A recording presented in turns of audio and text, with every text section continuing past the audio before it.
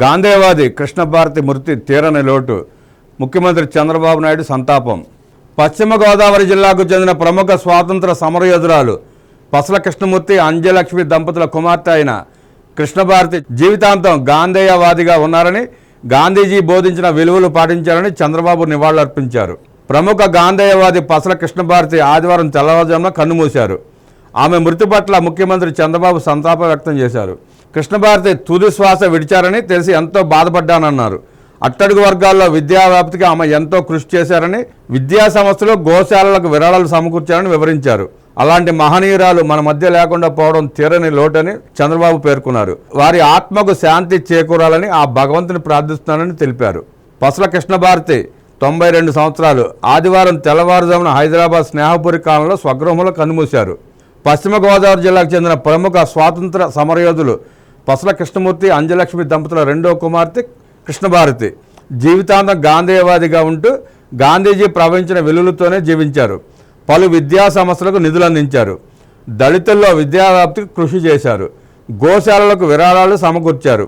అవివాహితగా ఉన్న కృష్ణభారతికి 4 అన్నదమ్ములు, 3 అక్కచెల్లెళ్ళు.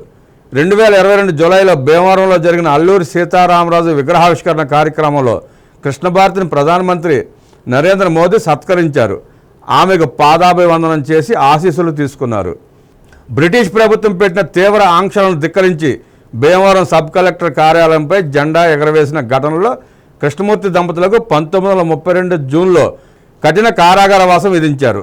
ఈ ఘటన సౌత్ బార్డోలి తిరుగుబాటుగా పేరు పొందింది. జైలు శిక్ష విధించిన సమయంలో అంజలక్ష్మి 6 నెలల గర్భిణి. అయినా బ్రిటిష్ ప్రభుత్వం కనికరించలేదు. జైలులోనే ఆమె కృష్ణభారతి జన్మించారు. కారాగారంలో జన్మించిన శ్రీకృష్ణుడిని స్వతంత్ర భారతి ఆకాంక్షను గుర్తు చేస్తూ ఆమెకు తల్లిదండ్రులు కృష్ణభారతి అని పేరు పెట్టారు.